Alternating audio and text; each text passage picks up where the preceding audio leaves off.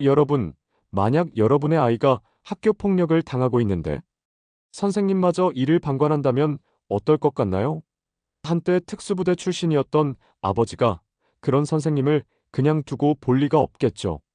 지금부터 제가 직접 겪었던 그 이야기를 들려드리겠습니다. 이 이야기가 흥미롭다면 구독과 좋아요를 잊지 마시고 어느 도시에서 시청 중인지 댓글로 알려주세요. 자, 그럼 시작해 볼게요. 저는 대한민국의 한 평범한 가정에서 태어났지만 남들이 보기엔 결코 평범하지 않은 길을 걸어왔습니다. 학창 시절부터 체력과 운동신경이 좋아서 특수부대에 들어가게 되었고 그곳에서 긴 시간 동안 혹독한 훈련을 받으며 병영 생활을 이어갔죠. 매일 새벽같이 일어나 극한의 인내심을 요구하는 훈련에 돌입했고 무인도에서 생존 훈련을 하거나 밀림에서 수색작전을 벌이는 등 일반인은 상상하기 어려운 일들을 경험했습니다. 물론 그 과정에서 동료들을 잃은 아픈 기억도 있었지만 그만큼 사람 생명의 무게에 대해 절실히 깨닫게 되었습니다. 특수부대를 전역한 이후 저는 평범한 직장을 다니며 한 여인을 만나 결혼했습니다. 그러다 아이가 태어났고 정말 소중한 가정을 꾸려나가게 되었죠.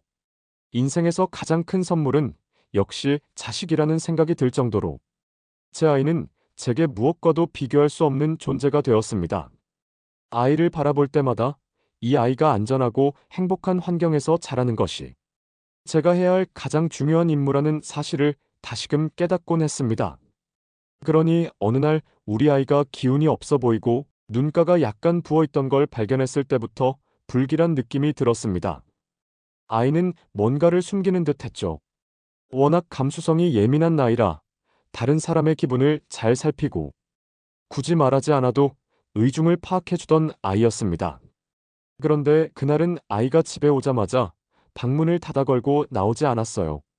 다행히도 집안에 CCTV를 설치해두지는 않았지만 저는 특수부대에서 배운 감각을 동원해 아이의 표정이나 행동을 통해 이상 징후를 포착할 수 있었습니다. 무슨 일이 있었니? 라고 조심스레 물어보았지만 아이는 아냐, 별거 아니야 라고만 대답했습니다. 그 말이 저는 더욱 불안했습니다. 아이라면 누구나 학교에서 다투거나 사소한 일로 언쟁을 할 수도 있지만 제가 느끼기에 이건 단순한 다툼이나 싸움이 아니었거든요. 제 아이는 평소에도 활달하고 긍정적인 성격이었는데 눈빛이 완전히 죽어 있었습니다. 다음 날 제가 회사 업무를 마치고 집으로 돌아왔을 때 아이가 어두운 표정으로 TV를 멍하니 보고 있었습니다. 보통은 아빠, 다녀오셨어요? 라며 활짝 웃어주던 아이였는데 말이죠. 저는 더 이상 참을 수가 없었습니다. 우리 딸, 무슨 일인지 아빠한테 솔직히 말해볼래? 라며 아이 옆에 다가앉았고 그제서야 아이는 고민 끝에 울음을 터뜨리면서 고백했습니다. 아이의 말에 따르면 얼마 전부터 같은 반 친구 몇 명이 협박을 하며 돈을 뺏고 교실 뒤편에서 은밀히 폭력을 행사한다는 것이었습니다. 게다가 그 친구들은 다른 약한 아이들까지 괴롭히면서도 우린 선생님이랑 엄청 친하거든. 우리 편 못 들어주면 너 더 혼난다? 같은 말까지 하더랍니다. 아이는 처음엔 분명히 선생님께도 도움을 요청했지만 선생님은 학생들끼리 좀 다툴 수 있지. 그 정도로 유난 떨면 되겠어? 라는 식으로 대수롭지 않게 넘어갔다는 겁니다. 그 말을 듣자 저는 온몸에 화가 치밀어 올랐습니다. 세상에나 아무리 아이들이 흔한 말싸움 정도 한다고 해도 폭력이 된다면 당연히 어른이 개입해야 하는 것 아닙니까? 그것도 아이들을 보호해야 할 교사가 이를 방관하고 있었다니 제게는 그 사실이 용납되지 않았습니다. 제가 평생을 군에서 보낸 이유도 결국 사람을 지키고 보호하기 위해서였습니다. 악을 방치할 수는 없었습니다. 하지만 무작정 학교에 달려가서 교장실을 뒤집어 놓는 건 옳지 않겠다고 생각했죠. 군대에서 배운 한 가지 중요한 교훈이 있습니다. 바로 상황을 정확히 파악하고 치밀한 계획하에 행동해야 한다는 겁니다. A 저는 melhor 먼저 아이가 merendeira, a 이야기해준 melhor 폭력 집단에 merendeira, 대한 a melhor 정보를 merendeira, 수집하기 a melhor 시작했습니다. merendeira. 아이에게 그 친구들의 이름, 폭력을 행사하는 장소와 시간, 그리고 선생님과 그들의 관계 등을 자세히 물어보았죠. 아이가 너무 겁먹을까봐 부드럽게 대화를 이어갔는데 한편으로는 마음이 무척 아팠습니다. 우리 아이가 이런 무서운 일들을 혼자 감내하고 있었다니요. 저는 그날 밤 잠도 자지 못한 채로 노트에 온갖 메모를 기록했습니다. 군에서 배운 대원들의 행적을 살피는 방식, 전투 전 정보를 분석하던 습관을 총동원했죠. 교실 CCTV가 있는지, 학교 복도나 운동장 주변의 카메라 위치, 선생님의 동선, 그리고 그 폭력 가해자들이 자주 모이는 장소까지 꼼꼼히 살폈습니다. 물론 다음날 아이가 등교한 뒤 슬쩍 학교 주변으로 가서 직접 확인도 해봤습니다. 학교 건물을 한 바퀴 돌면서 출입문과 창문, 비상구 위치, 사각지대 등을 체계적으로 점검했죠. 적을 알면 백전백승이라는 말이 있지 않습니까? 저는 지금 제 아이와 그 약한 아이들을 괴롭히는 적을 알아가는 중이었습니다. 그리고 드디어 문제의 가해 학생들이 주로 활동한다는 시점을 파악하게 되었습니다. 점심시간 직후 복도에 사람이 상대적으로 드문 시간대에 주로 일어나는 일이었습니다. 같은 반 아이들을 화장실이든 빈 교실이든 사람이 없는 곳으로 데리고 가서는 돈을 뺏고 폭력을 행사한다는 것이었습니다. 선생님은 어디 있는지 몰라도 그 시간엔 주로 담임 선생님이 담임 업무가 아닌 다른 행정일을 하러 교무실에 있거나 다른 교사들과 커피를 마시며 쉬는 시간이었죠. 방관하는 선생님이라. 저는 뼈아프게 그 말을 떠올렸습니다. 혹시나 선생님이 폭력을 알고도 묵인하는 건 아닐까? 아니면 단순히 귀찮아서 아이들의 하소연을 무시하는 걸까? 뭐가 됐든 한 가지 확실한 건 지금 제 아이와 다른 아이들이 위험에 처해 있다는 사실이었습니다. 아이들에게 실질적인 도움이 될 사람은 오직 부모뿐이겠구나 싶었습니다. 저는 그저 참교육을 하겠다는 막연한 분노에 휩싸인 게 아니었어요. 먼저 증거를 확보하고 학교가 어떠한 대처를 하는지 지켜본 뒤 만약 제대로 움직이지 않는다면 제 방식대로 행동해야겠다고 결심했습니다. 설령 제가 법적 절차를 밟아야 하는 상황이 오더라도 두렵지 않았습니다. 제 아이의 안전과 존엄성이 걸린 문제이니까요. 이후 저는 작전을 짜듯 증거를 모으기 위해 전략을 세웠습니다. 요즘은 스마트폰도 있고 음성 녹음 장치나 초소형 카메라 등 다양한 기기를 구할 수 있죠. 다행히도 저희 아이는 비교적 침착하게 지내면서 기기를 작동해낼 수 있었습니다. 물론 이 작업이 우리 아이에게 큰 부담이 될 수 있다는 걸 알았지만 아이 역시 다짐하듯 고개를 끄덕였습니다. 이대로 주저앉아서 계속 당하고만 있긴 싫다. 나뿐만 아니라 다른 아이들도 더는 피해를 입지 않게 하고 싶다고요. 그렇게 며칠에 걸쳐 실질적인 증거를 수집하기 시작했습니다. 녹음 파일과 사진, 때론 동영상까지. 가해 학생들이 우리가 선생님이랑 엄청 친한 거 몰라? 너 이거 읽어봐. 선생님도 어차피 우리 편이야 라며 거침없이 협박하는 장면이 녹음에 담겼습니다. 그리고 어처구니 없게도 같은 반 학생이 울면서 교실 복도에서 쓰러져 있는 상황을 선생님이 보고도 그냥 지나쳤다는 이야기도 들었죠. 뭔가 이상하게 호흡곤란을 호소하는 학생을 두고 에이 요즘 애들은 좀만 힘들면 다 호들갑이야 라고 중얼거리며 교실로 돌아가셨다니 그 사실을 알게 되었을 때 제 혈압이 얼마나 올랐는지 모릅니다. 학교 폭력이 저 혼자 벌이는 전쟁이 될지 몰랐지만 그 선생님의 대응 또한 지금까지 들어본 이야기로는 믿을 수 없을 정도였습니다. 정말 방관을 넘어서서 거의 가해자 편을 들어주는 듯한 태도였으니까요. 저는 시간이 지날수록 더욱 결심이 확고해졌습니다.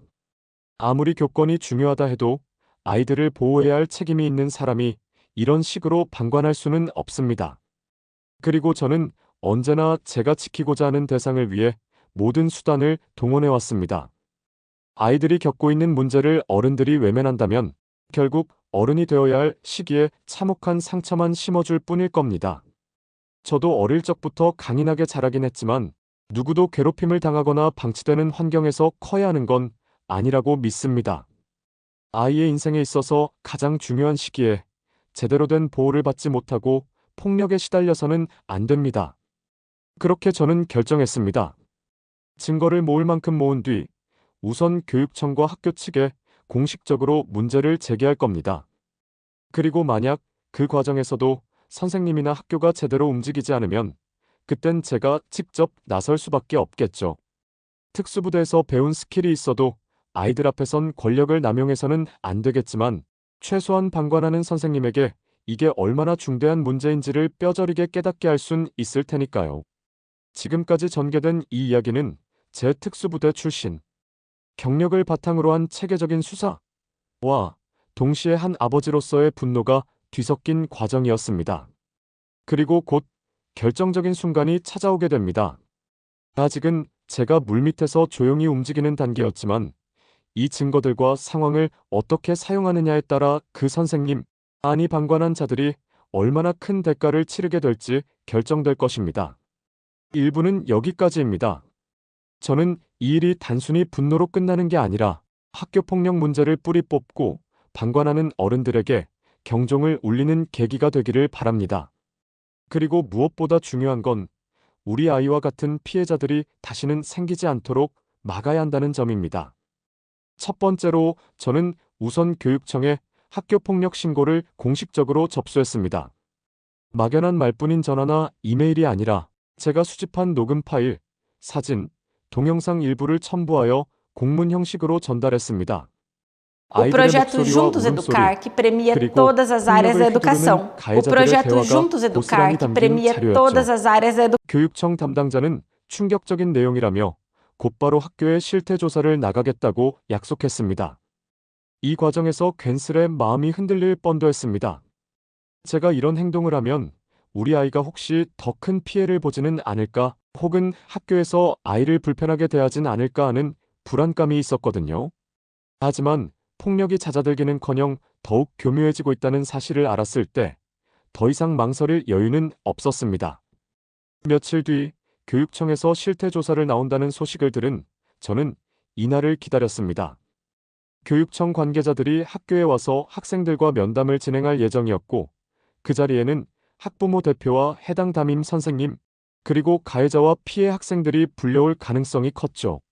보통 이런 공적인 자리에서는 학교 측이 최대한 불리한 부분을 감추려 들거나 상황을 축소하려고 하는 경우가 많다는 걸 저는 잘 알고 있었습니다.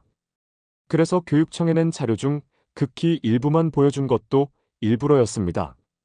결정타는 끝까지 남겨둬야 방관하는 사람들의 허점을 정확히 찌를 수 있으니까요. 실태 조사 당일 저는 업무를 반차내고 학교에 갔습니다. 운동장 구석에 차를 세워두고 학교 건물을 바라보는데 마음속에서 복합적인 감정이 휘몰아쳤습니다. 한편으론 과연 이게 옳은 선택이었을까? 라는 의심도 들고 또 다른 한편으론 누군가 해야 할 일이라면 내가 할 수밖에 없다라는 확신도 있었죠.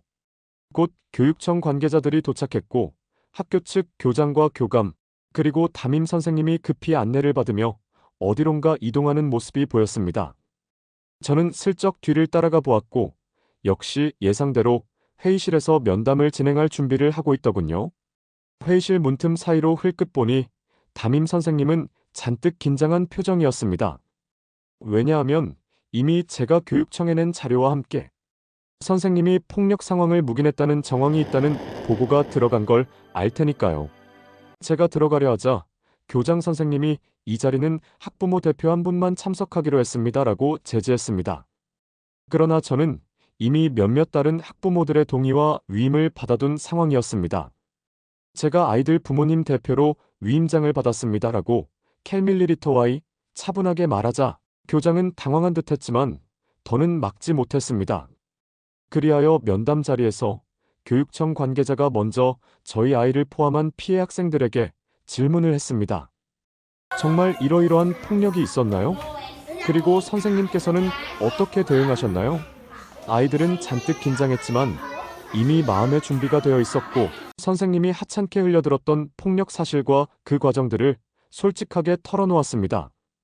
더불어가해 학생들이 선생님이 우리 편이라는 식으로 협박한 내용도 구체적으로 밝혔습니다. 교육청 관계자는 고개를 갸웃거리며 담임 선생님에게 물었습니다. 이게 사실인가요? 학생들이 말한 폭력과 협박에 대해 알고 계셨습니까? 담임 선생님은 처음엔 그렇게 심각한 폭력이라고 생각하지 못했다라며 변명했지만 서서히 꼬리가 잡히기 시작했습니다.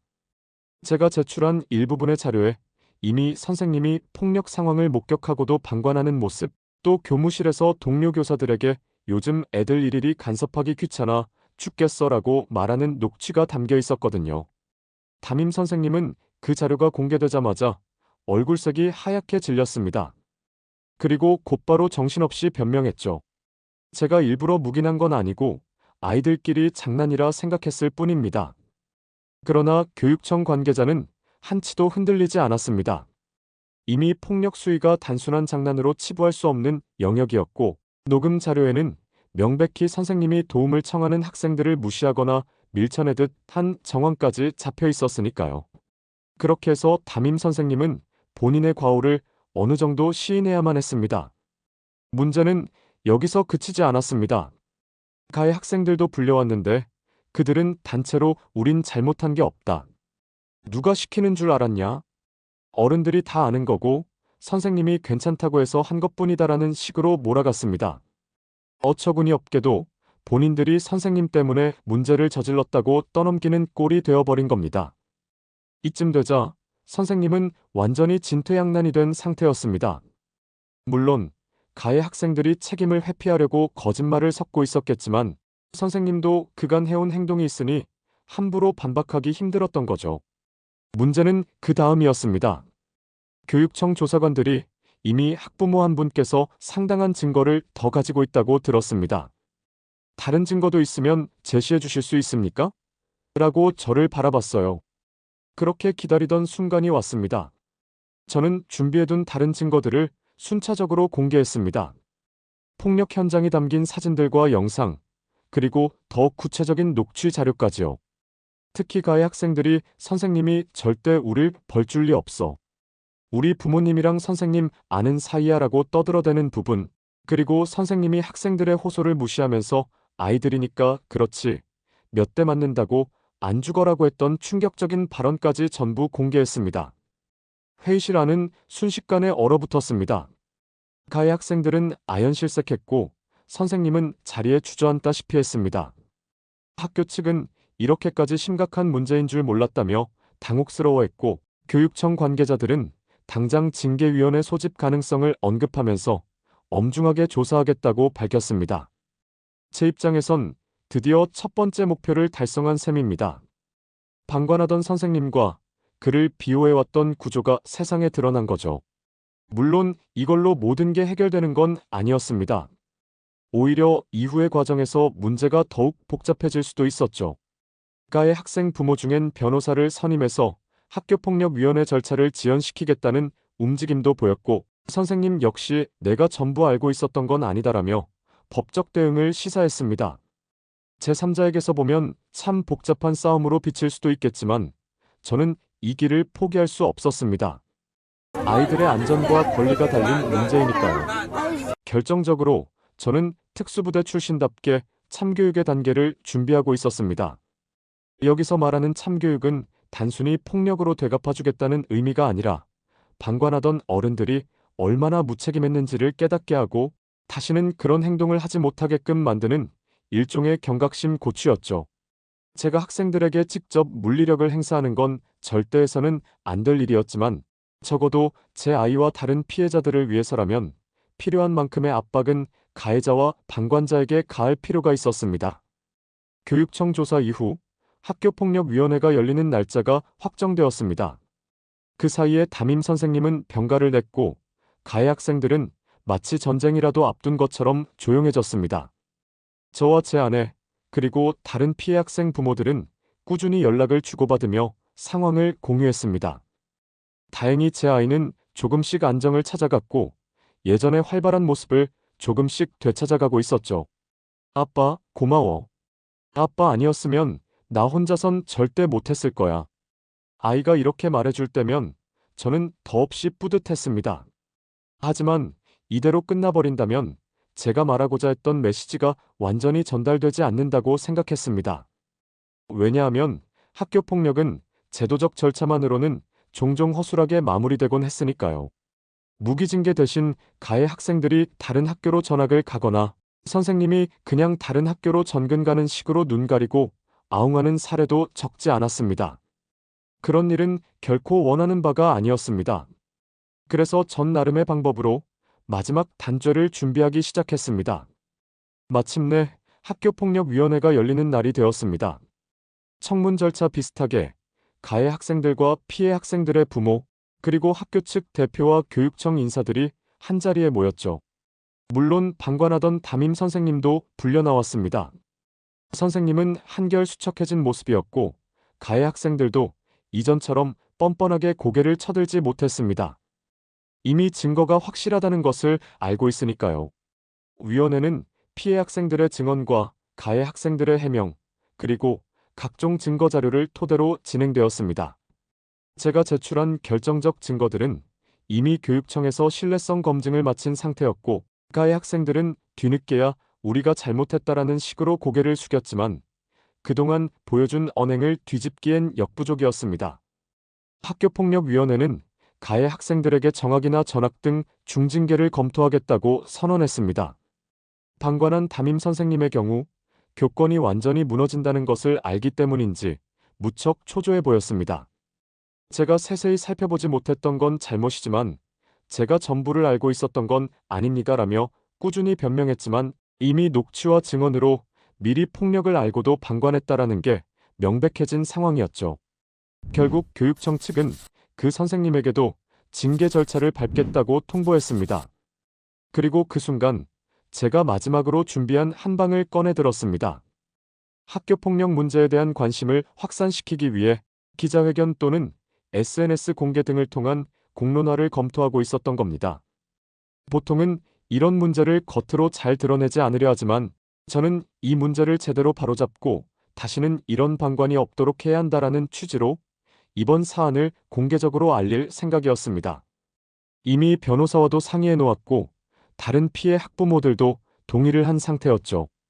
위원회 현장에서 제가 그 이야기를 꺼내자 학교 측과 담임 선생님은 크게 동요했습니다. 학교 이미지가 실추될 수 있다라며 극도로 난색을 표했죠. 그러나 저는 분명히 말했습니다. 만약 제대로 된 조치를 취하고 다시는 같은 일이 발생하지 않도록 제도적 보완을 하겠다는 약속을 한다면 저는 굳이 이 사안을 밖으로 폭로하지 않겠습니다. 하지만 또다시 이런 식으로 쉬쉬하고 끝내려 한다면 저는 모든 자료를 기자들에게 넘길 겁니다. 이게 바로 제가 말한 참교육의 마지막 단계였습니다. 단지 개인의 복수나 분노 표출을 넘어 구조적인 방치를 바로잡기 위한 강력한 압박. 담임 선생님은 눈물을 흘리며 저도 미처 몰랐던 부분이 많았고 가해 학생들을 잘못 파악해 벌어진 일이라며 용서를 구했지만 그 말로 충분하지 않았습니다. 중요한 건 다시는 이런 일이 반복되지 않도록 철저히 재발 방지책을 세우는 거였죠. 결국 학교폭력위원회는 역대급으로 강력한 조치를 결정했습니다. 가해 학생들은 전학조치와 별도로 보호관찰 프로그램에 참여하도록 명령받았고 담임 선생님은 징계 처분을 받고 교단에서 물러났습니다. 단순히 무기정직이나 정직 수준에서 끝날 일이 아니라 학교폭력에 대한 지도, 관리 감독을 심각하게 소홀히 했다는 점에서 상당한 징계가 내려진 것이었죠. 학교 측은 공식 사과문을 발표하고 앞으로 재발 방지와 피해 학생 지원에 최선을 다하겠다는 약속을 했습니다. 저희 아이를 비롯한 피해 학생들은 향후 심리 상담 지원과 학업 보충 지원을 받게 되었고요. 그렇게 일이 일단락되는 듯 했지만 저는 마지막까지 긴장을 늦추지 않았습니다. 사과문 발표 후에도 실제로 학교가 그 약속을 이행하는지 지켜볼 필요가 있었으니까요. 다행히도 교장 선생님은 사태의 심각성을 충분히 깨달았는지 교직원 전체가 참여하는 학교폭력 예방 워크숍을 열고 전반적인 시스템 개선 방안을 교육청과 함께 논의하기 시작했습니다. 저는 그 과정에도 자문 형식으로 참여했습니다. 비록 군인이었지만 사람이 서로를 존중하고 지키기 위해서는 체계적인 제도가 필요하다는 사실을 누구보다 잘 알고 있었거든요. 이후로도 시간이 흘렀고 우리 아이는 트라우마를 서서히 극복해 나가며 점차 평범한 일상을 되찾았습니다. 물론 한 번 다친 마음이 완전히 회복되기까진 시간이 더 걸리겠죠. 하지만 아이가 다시금 또래들과 웃고 떠들면서 학교 생활을 하는 모습을 보니 가슴 한켠이 뭉클하면서도 홀가분했습니다. 저 역시 이번 일을 통해 특수부대에서 배웠던 강함이라는 것이 비단 육체적 능력만을 말하는 게 아니라 아이를 지키기 위해 무엇이든 해내고자 하는 마음가짐이라는 걸 새삼 깨달았습니다. 언젠가 제 아이가 어른이 되었을 때 학교 폭력과 방관이 난무하던 이 시절을 떠올리며 그래도 아빠가 있어서 버틸 수 있었다는 기억으로 남으면 좋겠습니다. 그리고 혹시라도 다른 부모님들이 비슷한 상황을 겪고 있다면 저처럼 포기하지 말고 반드시 필요한 증거를 모아서 행동에 나서시길 권해드립니다. 어떤 문제든 이겨내려면 두려움 앞에서도 멈추지 않는 용기가 필요하니까요. 이것이 제가 직접 경험한 제 아이와 함께 치러낸 학교 폭력을 방관하는 선생님에 대한 참교육의 전말입니다. 제가 군에서 배운 것 중 가장 중요한 교훈은 아군을 버리지 않는다는 것이었는데, 이번엔 제가 지켜야 할 아군이 바로 제 아이와 아이들 세상이었던 셈입니다. 어른들이 잠깐 귀찮다고 해서 외면해버리는 사이, 누군가는 평생 지워지지 않을 상처를 안게 됩니다. 그러니 부디 여러분도 주변에 혹시 이런 일이 있다면 결코 그냥 지나치지 마세요. 결국 학교와 가해 학생, 그리고 방관하던 선생님은 각자의 책임을 지게 되었고, 아이들에게 조금이라도 더 건강한 환경이 만들어졌으면 하는 마음입니다. 폭력은 어떤 이유로도 정당화될 수 없으며, 방관 또한 같은 책임을 져야 한다는 걸 잊지 않았으면 좋겠습니다.